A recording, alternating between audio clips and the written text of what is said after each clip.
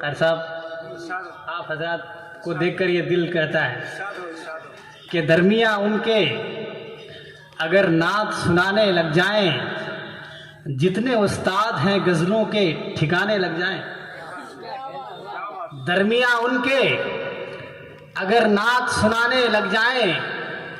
جتنے استاد ہیں غزلوں کے ٹھکانے لگ جائیں، اور میرے قاسم کا جو ایک شعر سنا دوں جا کر، میرے قاسم کا جو ایک شعر سنا دوں جا کر، میر و غالب میرے پاؤں دبانے لگ جائیں۔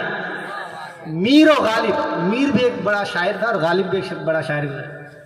میرے قاسم کا جو ایک شعر سنا دوں جا کر تو میر و غالب میرے پاؤں دبانے لگ جائیں۔ واقعی دوستو عجیب کیفیت ہوتی ہے اور عجیب خوشی ہوتی ہے نعت سن کے، اور ایک عجیب منظر ہی ہوتا ہے۔ شاعر نے کہا کہ ذہن میں نعت کے مصرے جو ابھر آتے ہیں، ذہن میں نعت کے مصرے جو ابھر آتے ہیں، چاند تارے میرے دامن میں اتر آتے ہیں۔ ذہن میں نعت کے مصرے جو ابھر آتے ہیں، چاند تارے میرے دامن میں اتر آتے ہیں،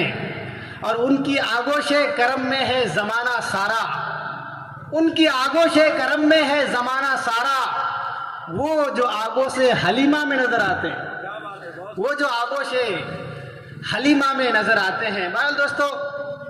یہ تو نعت کی بات تھی، ہم اپنے آقا کی جتنی بھی تعریف کریں کم ہے، بلکہ اسی لیے شاید کسی نے کہا ہے کہ ہم لوگ ان کی شان میں کیا گفتگو کریں، ہم لوگ ان کی شان میں کیا گفتگو کریں، جبریل جن کے قرب کی خود آرزو کریں۔ ہم لوگ ان کی شان میں کیا گفتگو کریں، جبریل جن کے قرب کی خود آرزو کریں، اور عشاق مصطفیٰ کا رتبہ نہ پوچھئے، عشاق مصطفیٰ کا رتبہ نہ پوچھئے،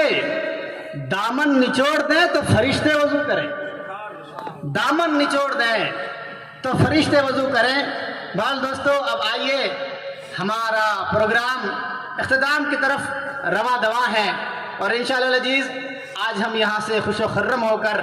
اور باحوصلہ ہو کر یہاں سے اٹھیں گے اور اپنی زندگی کو تابناک اور روشن بنانے کی کوشش